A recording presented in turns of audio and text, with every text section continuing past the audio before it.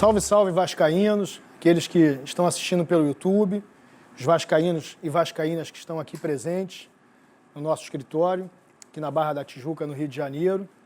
Hoje nós começamos a apresentação do projeto Somamos, para que todos os vascaínos conheçam aquilo que nós temos a entregar para o clube, qual é a nossa proposta e qual é a nossa visão de Vasco. Em primeiro lugar, vamos tentar entender o que é o Somamos. Somamos é um conjunto de projetos, um planejamento estratégico efetivo para o Clube de Regatas Vasco da Gama, um grande acelerador de receitas, porque nós vamos ver que hoje um dos nossos grandes obstáculos é conseguir melhorar a nossa receita.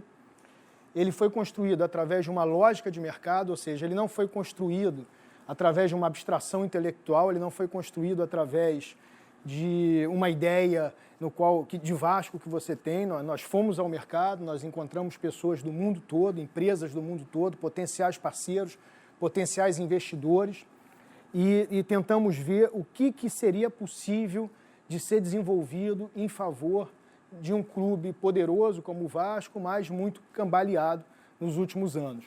Então, tudo aquilo que é proposto no Somamos vem a partir de uma lógica de mercado, vem construído através daquilo que o mercado sinalizou que era possível ser oferecido, ou seja, não foi uma estratégia de venda, foi uma pesquisa do que é possível ser comprado. Então, nesse particular, o Somamos ele se distingue de qualquer outro projeto à medida que ele se inicia, ele se origina no mercado. Ele é também a proposta de um novo modelo de negócio. Nós entendemos que isso é vital para o Vasco hoje, porque o modelo de negócio que o futebol brasileiro como um todo está praticando é um modelo que está ultrapassado, está antiquado, especialmente no nosso clube. Então, nós chegamos à conclusão de que não adianta quem irá lá ser o presidente se não tiver um novo formato, se não tiver um novo modelo de negócio. Então, o Somamos, ele propõe também um novo modelo de negócio para a gestão do Vasco, especialmente para o futebol brasileiro. Lembrando que Somamos é uma sigla de Somos o Maior do Mundo, sim, que é a visão de Vasco que a gente tem, que nós vamos falar isso aí em uma das apresentações mais lá na frente, quando nós propomos uma nova identidade organizacional para o clube. O Somamos, enfim, ele apresenta uma solução financeira ou soluções financeiras para o Vasco. Nós entendemos hoje que o grande problema do clube, que gera toda uma crise técnica e toda uma crise política, é a crise financeira. Então nós, através do Somamos, através dessa nova formatação de um modelo de negócios, a gente traz uma solução financeira para o clube. Todo o planejamento estratégico, ele se inicia com a chamada análise SWOT. SWOT são siglas em inglês que significam Strengths, Weakness, Opportunities e Threats, que é forças, fraquezas, oportunidades e ameaças. Em português, a gente diz carinhosamente análise fofa, no qual você analisa primeiro quais são as forças do clube, ou da instituição que você está analisando, que você está propondo um planejamento estratégico, quais são as fraquezas, quais são as oportunidades que se colocam e quais são as ameaças para a execução dessas oportunidades. Então, todo planejamento estratégico ele começa com uma análise SWOT e o Somamos ele começa exatamente fazendo essa análise estratégica através dessa análise SWOT. Então, em primeiro lugar, o primeiro capítulo do Somamos, após a introdução, é justamente uma análise das forças do clube. Depois, a análise das fraquezas do clube. Em terceiro lugar, a análise das oportunidades. E, em quarto lugar, a análise das ameaças, para que a gente possa efetivamente propor um plano para o Vasco. Então, nenhum plano que possa ser proposto, nenhum planejamento que possa ser proposto para nenhuma organização, seja ela uma empresa ou uma instituição, ela pode ser feita com qualidade se você não fizer a chamada análise SWOT. Aqui não nos cabe ainda detalhar todos os pontos de cada uma das forças, de cada uma das fraquezas, de cada uma das oportunidades, de cada uma das ameaças, porque isso será colocado aí para vocês vascaínos ao longo das nossas apresentações. Hoje nós vamos nos concentrar em analisar nossas forças e fraquezas. Então, em primeiro lugar, vamos analisar as nossas forças. A primeira das nossas forças é quem nós somos e quem nós homenageamos. Nossa proposta de visão de Vasco, ela começa com a resposta a um questionamento de quem nós somos.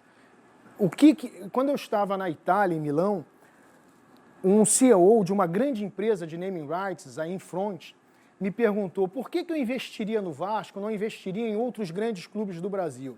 E eu disse a ele, porque o Vasco é diferente. E o que faz o Vasco ser diferente são exatamente os seus pontos de força, os seus pontos fortes. É isso que nos faz diferente. A primeira coisa que diferencia o Vasco de qualquer outro clube é o fato de que o Vasco homenageia uma pessoa.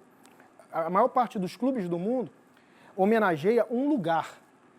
Por exemplo, Botafogo é um lugar, Flamengo é um lugar, Santos é um lugar, São Paulo é um lugar, Chelsea é um lugar, Manchester City é um lugar, Manchester United é um lugar, ou seja, os clubes em geral, eles homenageiam um lugar, Bahia, Vitória, Coritiba, e nós homenageamos alguém. Isso já nos distingue porque nós optamos por homenagear um ser humano, uma pessoa, e não uma coisa, um lugar. Então isso já é um caractere de distinção quando trabalhado numa estratégia de marketing de diferenciação. E quem nós homenageamos tem uma peculiar importância na história das navegações, na história do mundo. Nós homenageamos o navegador Vasco da Gama, que foi a primeira pessoa a encontrar o caminho marítimo para as Índias. À época, o comércio mundial era dominado pelos árabes, era dominado pelos muçulmanos, em função do fato de que eles conseguiam, através das rotas terrestres, bloquear o acesso dos cristãos europeus até as especiarias do Oriente. E foi Vasco da Gama que, através do mar, encontrou uma nova rota de comércio. Então, Vasco foi um grande desbravador, um grande explorador, fez a maior navegação da história mundial. Naquele tempo, ninguém tinha navegado por tanto tempo quanto Vasco da Gama navegou. Foram meses e meses de viagem, saindo de Lisboa até chegar em Calicut, na Índia. Então, Vasco, com isso, cria um novo desenho para a humanidade, um novo desenho para a Europa. A Europa é o que é hoje, graças a essas descobertas do caminho marítimo feita por Vasco da Gama. O desenho do mundo globalizado, com a Europa como parte do centro do mundo, se deve à navegação que Vasco da Gama empreendeu. Eu tive muita dificuldade quando eu levei o tema de buscarmos parceiros e investidores internacionais para o Oriente Médio, em função do fato de que devemos lembrar também de que toda essa perspectiva e descoberta de Vasco da Gama significava também um contexto de guerras religiosas. Então, a navegação de Vasco da Gama foi feita sobre o reinado de Portugal, que buscava, na verdade, fazer uma última cruzada contra os muçulmanos. O objetivo final era a retomada de Jerusalém. Então, nós estávamos num contexto de guerras religiosas. E aí, como que você consegue, com um símbolo cristão, como é a nossa cruz de Cristo, atrair investidores e parceiros, mostrando a eles, do Oriente Médio, mostrando a eles que nós carregamos símbolos de guerras que eram feitas naquela época contra a religião deles. Então, essa parte do Somamos, para mim, foi muito especial. Ela teve uma série de reflexões aprofundadas acerca de como a gente poderia repaginar a marca Vasco, como que a gente poderia reposicionar o Vasco frente a essas possibilidades do Extremo Oriente. Eu tive conversas com investidores possíveis em Emirados Árabes, por exemplo, e isso era um tema, e o Somamos se preocupou com isso. Então, nós fizemos pesquisas para mostrar que Vasco foi ajudado por Ahmad Ibn Majid, que é talvez o Vasco da Gama dos árabes, o grande navegador árabe. Vasco, existem pesquisas que demonstram que, na verdade, Vasco utilizou de ferramentas e técnicas de navegação, instrumentos náuticos, cartas náuticas construídos por Ahmad Ibn Majid. Então, isso foi uma maneira da gente dar um toque de possibilidade de união, de elo, de conexão também com o mundo árabe, para que a gente não pudesse, para que a gente não desperdiçasse oportunidades comerciais que pudessem vir da venda de uma marca que tivesse atrelada a um significado único e exclusivamente religioso. E isso vai desaguar no símbolo do que o Somamos é. Isso vai desaguar, na verdade, nessa simbologia que a gente propôs para o Somamos. Esse símbolo do Somamos, ele tem essa característica. Por quê? Porque a fênix, ela tem origem egípcia e ela foi muito usada na cultura árabe, muito embora tenha também sido depois herdada pela cultura romana, pela cultura grega. A fênix representa o quê? Representa um pássaro que ressurge das cinzas, que representa os ciclos da imortalidade da alma, representa os estágios da vida, os estágios da natureza, os diversos ciclos da natureza. Então a fênix é sempre um símbolo utilizado para aqueles que estão numa situação de baixa entenderem que pode vir um momento de alta na sua vida, porque tudo é um ciclo.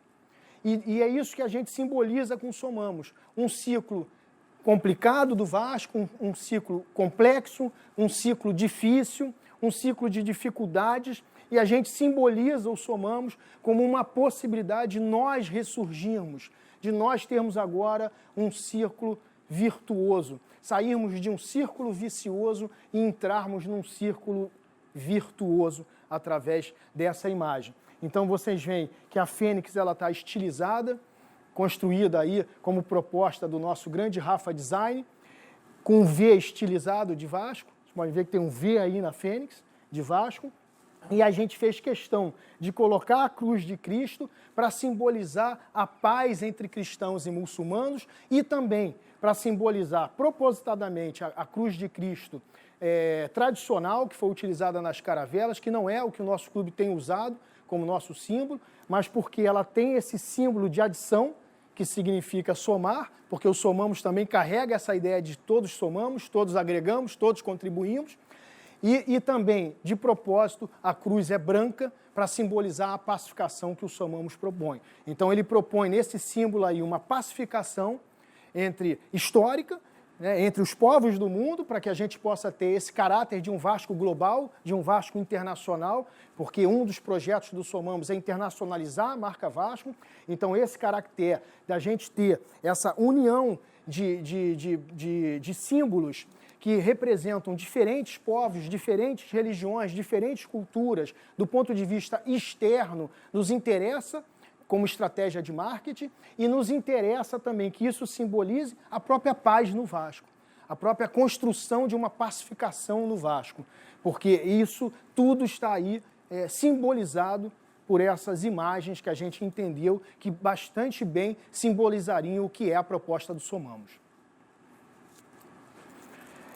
Enfim, vale essa frase aí de Roger Crowley, que é um historiador britânico, que diz: houve um período da história que um pequeno e pobre reino da Europa se lançou às águas do tão desconhecido e misterioso Oceano Atlântico, para dar início ao ciclo extraordinário de mais de 500 anos de expansão ocidental.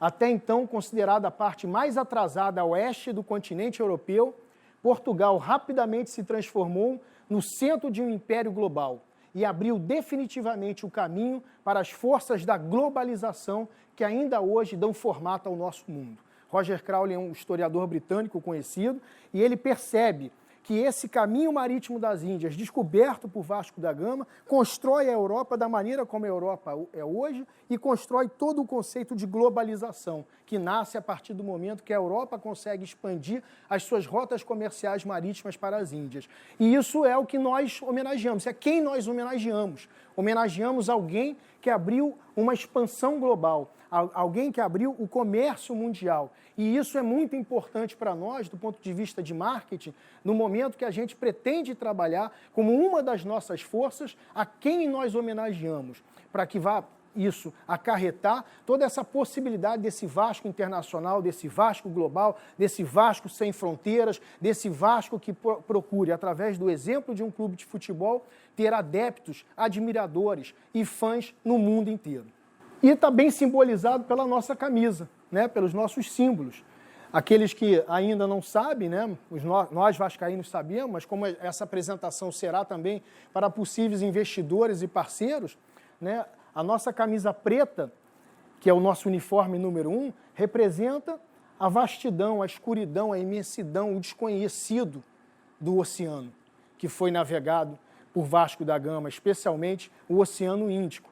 A faixa branca é justamente o trajeto da caravela, representada pela Cruz de Malta, no sentido da navegação no Oceano Índico.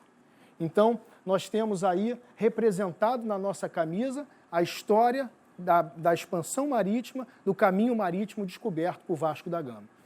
Nossa próxima força é a nossa história.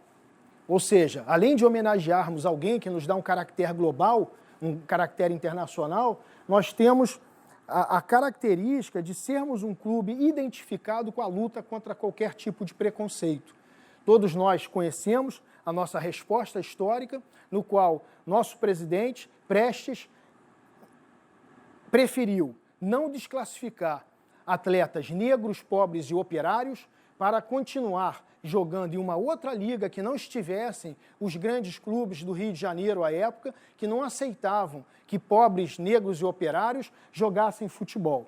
Então, a nossa resposta histórica foi um marco na nossa história e nos identificou para todo sempre como clube que abraça a inclusão social, como clube que apoia e suporta a diversidade, como um clube que luta contra todo tipo de preconceito. Mas nós ainda sofremos muito bullying, porque à medida que o nosso time de futebol ele ia vencendo os jogos com aquela combinação de pobres e ricos, negros e brancos, à medida que aquilo ia acontecendo, o nosso time chamava muita atenção das multidões. Muitos e muitos jogos com muito público, o que não era comum à época. Então o Vasco é realmente o verdadeiro clube do povo, à medida que aquela combinação de negros e pobres e operários e brancos jogando futebol, juntos atraíram o público que queriam ver aquele time que tinha justamente essa mistura, essa combinação de pessoas de diferentes níveis sociais e raciais praticando um esporte juntos. Só que, apesar disso, os outros clubes faziam chacota do Vasco, porque o Vasco, dos grandes clubes do Rio de Janeiro, era o único à época que não tinha um estádio. E aí, a nossa outra força, além da nossa história de superação e de luta contra o preconceito, é a nossa história do engajamento da nossa torcida. O maior patrimônio do Clube de Regatas Vasco da Gama é a capacidade da sua torcida de se engajar, a capacidade da sua torcida de contribuir, a capacidade da sua torcida de construir. E assim foi construído o São Januário. Trago aqui uma foto colorida artificialmente, né, em laboratório, pelo Humberto Quintas, que é vice-presidente da British Petrol, um grande vascaíno, né, o conhecido astronauta vascaíno, e que está conosco aí nessa jornada também, e nos cedeu essa foto linda da pedra fundamental de São Januário, colorida artificialmente, porque à época não se tinha foto colorida. Muito bem, então construímos São Januário, e quem construiu São Januário foram os torcedores do Vasco, foram os grandes vascaínos, foram os donos de padaria, foram os donos de botequim. Então o Vasco tem toda essa conexão com Portugal, tem toda essa conexão com a sua gente, é um clube da gente, do povo, do vascaíno, e essa conexão com a torcida precisa ser resgatada de maneira a gente ter novamente o clube dos sonhos que todos nós sonhamos.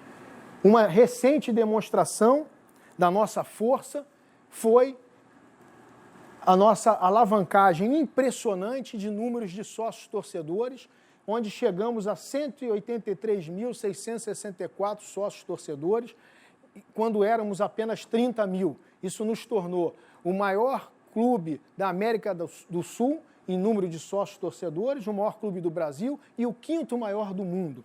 E isso com todas as dificuldades, com toda a escassez de títulos que nós estamos tendo, com todas as complexidades políticas que nós temos no nosso clube hoje, nós conseguimos chegar a esse número impressionante de associações. Recentemente foi renovado a mais de 100 mil sócios torcedores, onde a única vantagem desse sócio torcedor é poder ter um desconto no ingresso de uma partida que ele não vai poder assistir hoje por conta da pandemia.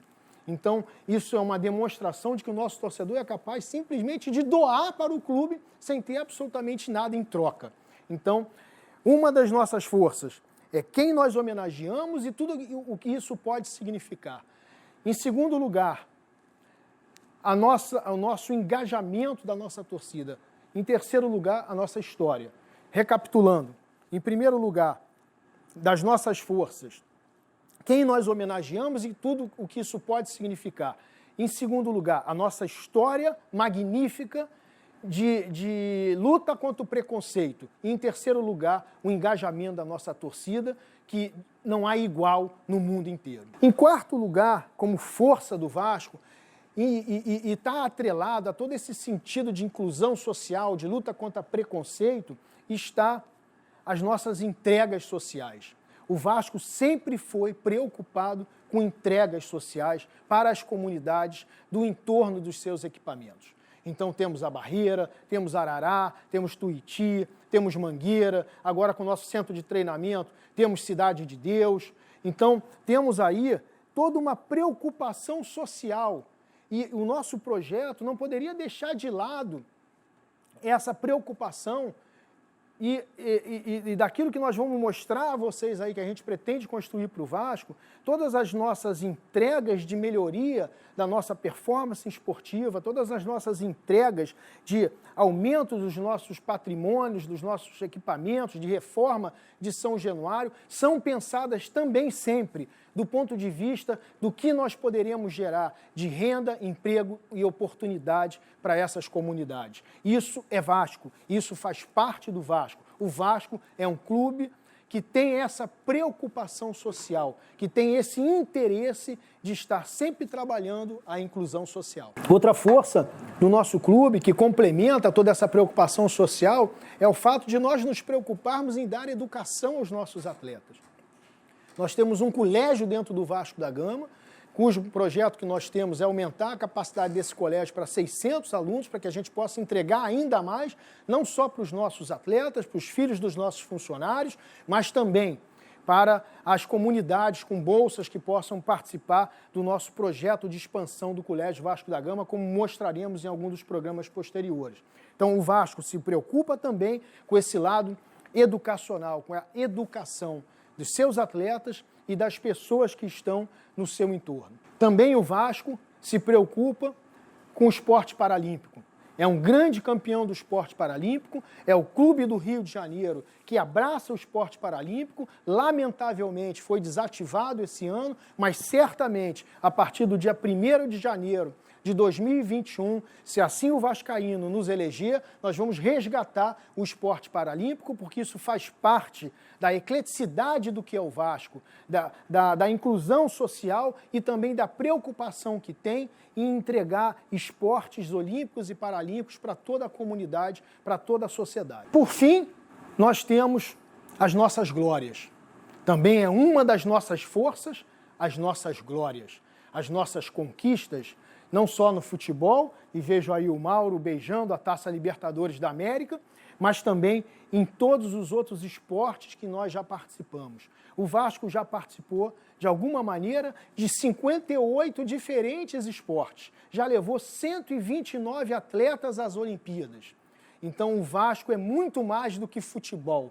O Vasco é um clube eclético do ponto de vista esportivo e quer continuar sendo assim, porque isso também é inclusão social. Isso também gera oportunidade social e isso também faz parte das nossas finalidades sociais estatutárias. Agora vamos analisar as nossas fraquezas. Fraquezas essas que esperamos sejam apenas passageiras e que com o projeto Somamos possamos fazer com que nossas forças se preponderem em função dessas fraquezas através das oportunidades que se aplicam na análise SWOT que estamos fazendo. Quais são as nossas fraquezas atualmente? Vivemos 3 grandes crises no Vasco. A crise financeira, a crise técnica e uma crise política. O grande nascedor dessas crises, certamente, é a crise financeira. A crise financeira, ela acaba fazendo com que cada vez mais você tenha resultados esportivos ruins, e com resultados esportivos ruins, você cria turbulência política, porque a tendência, infelizmente, de boa parte dos seres humanos é sempre buscar encontrar culpados. E aí um culpa o outro.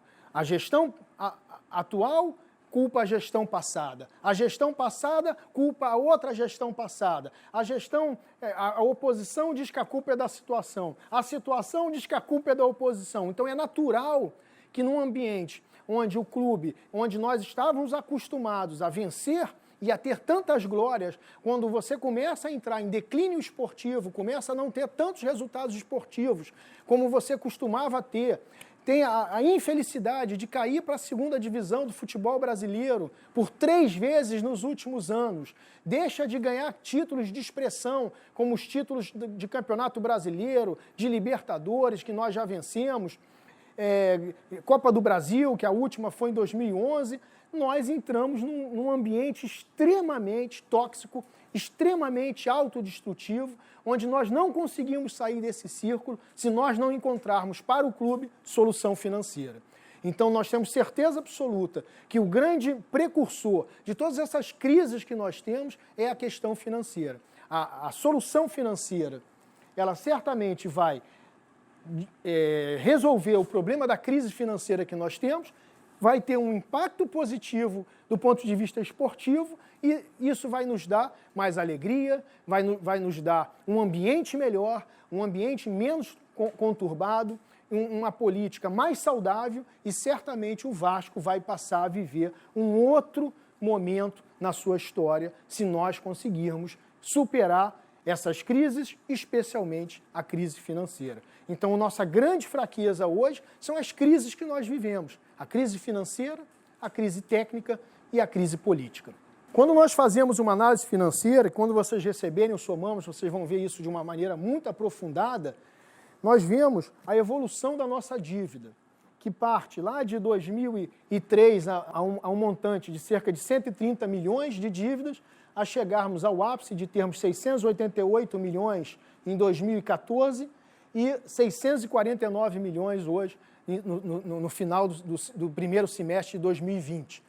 A evolução da nossa dívida, ela se dá em alguns momentos especiais, eu não quero fazer disso uma análise política, mas o fato é que hoje nós temos que conviver com uma dívida de 650 milhões de reais aproximadamente, conforme números atualizados em 2020. Vale aqui dizer que os números aqui colocados não estão corrigidos, é uma análise meramente histórica.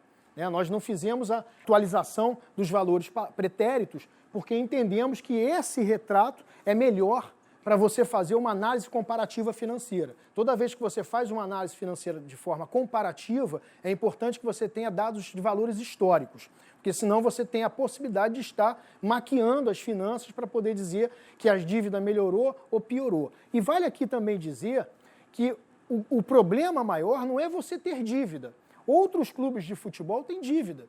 A dívida do Vasco é a 7ª do Brasil. Ou seja, existem 6 outros clubes brasileiros de primeira divisão, grandes clubes, que têm dívidas maiores do que a do Vasco. E não só clubes de futebol. Grandes empresas também têm dívidas. Então, a dívida faz parte de como você organiza a sua gestão.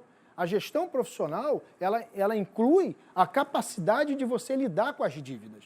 O grande problema não é a existência de dívida, o grande problema é a falta de fluxo de caixa positivo.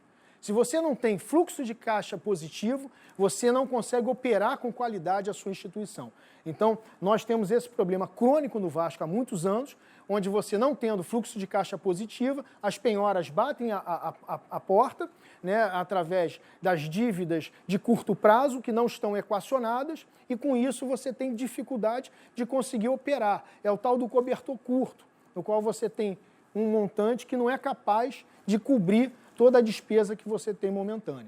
Quando você analisa a receita do clube, a gente vê que somente em 3 anos da nossa história, desde 2003, e todas essas fontes, todos esses dados são as publicações oficiais do clube, tá? Nós analisando a evolução da receita do Vasco, nós vemos que apenas em 3 anos nós ultrapassamos 200 milhões de reais. Desde 2003 até hoje, em 17 anos de operação, nós só ultrapassamos 200 milhões de reais anuais em 3 anos, em 2016, 2018 e 2019. No ano de 2020, nós estamos com a receita no primeiro semestre de 88 milhões aproximadamente. Ou seja, ela vai ser, se continuar assim, inferior a 180 milhões de reais em 2020. Quando você olha esse gráfico aqui, pode dar a impressão de que, de alguma maneira, né, com um ano um pouco pior aqui, um outro ano um pouco melhor ali, mas pode dar a impressão de que a nossa receita está evoluindo, está aumentando nos últimos 4 anos, né, nos últimos 5 anos talvez.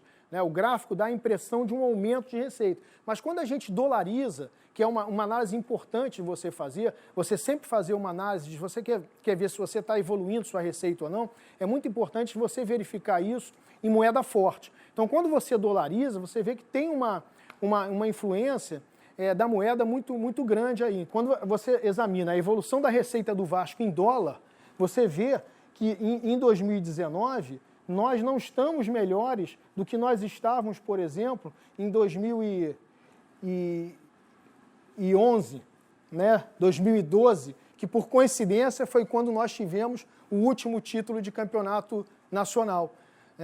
Exatamente quando nossa receita estava no pico da nossa evolução, quando dolarizada, quando analisada em moeda forte. Exatamente em 2011, nós ganhamos a Copa do Brasil. Nós vemos que, quando nós analisamos as finanças, as receitas especialmente, em moeda forte, nós vemos que existe uma queda média no que estamos arrecadando. E 2020, tudo bem que teve a pandemia e tudo mais, mas temos aí uma receita pífia, histórica do ponto de vista, levando em consideração que isso aqui é só um semestre, né, mas se assim prosseguir, teríamos uma receita de 32 milhões de dólares, muito inferior ao nosso histórico dos últimos anos. Se vendermos o Thales Magno, talvez cheguemos aí a 50 milhões de dólares, que é mais ou menos o nível de receita que nós estamos, menor do que o nível que nós tínhamos quando nós fomos campeões nacionais pela última vez, que era em torno de 70 milhões de dólares. Quando analisamos a nossa posição no Campeonato Brasileiro média nos últimos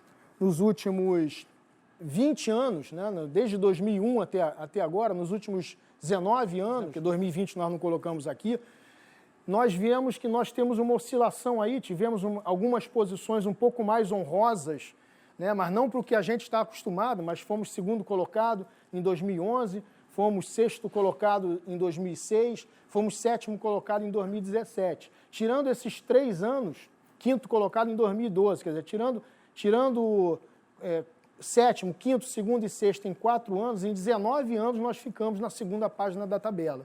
Ou seja, em 80% dos campeonatos brasileiros que nós disputamos nos últimos 19 anos, 80% das vezes nós ficamos na segunda página da tabela. Quando nós fazemos uma conta aqui, porque, só para explicar, esse 21, 23 e 23 foram os anos que nós caímos. Então, em termos de análise de colocação na tabela, nós colocamos como 20 da primeira divisão, mas, se nós formos campeões da segunda divisão, 21º colocado.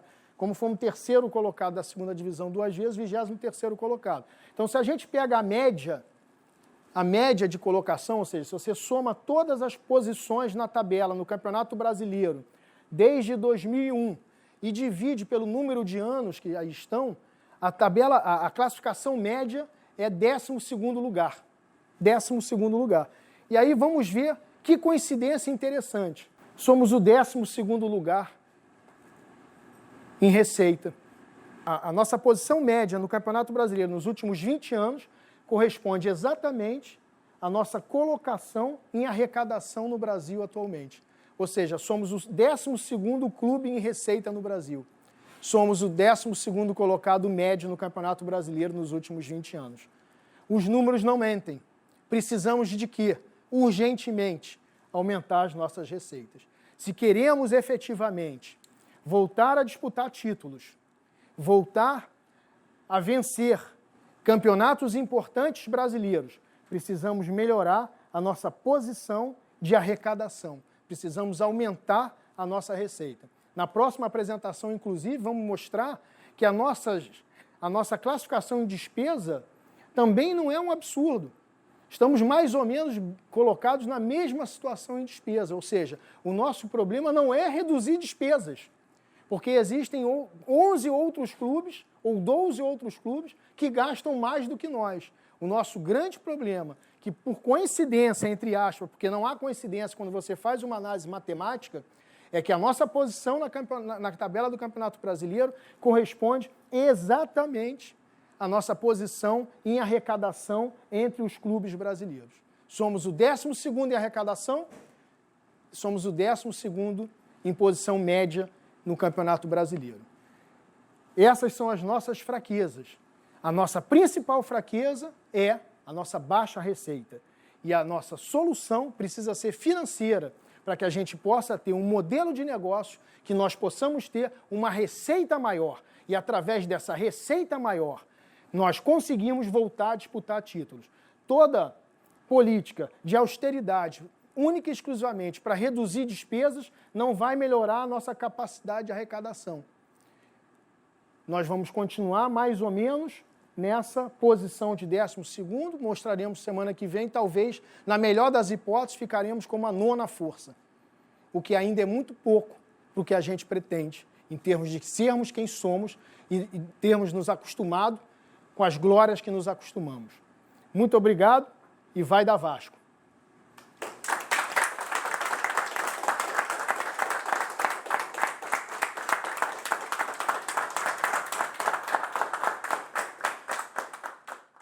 Eu sou sócio do Clube de Regata Vasco da Gama há 58 anos, desde 1962, e estou apoiando incondicionalmente o candidato Luiz Roberto Levenciano pelo seu trabalho, pelo seu projeto, pelo que ele apresenta.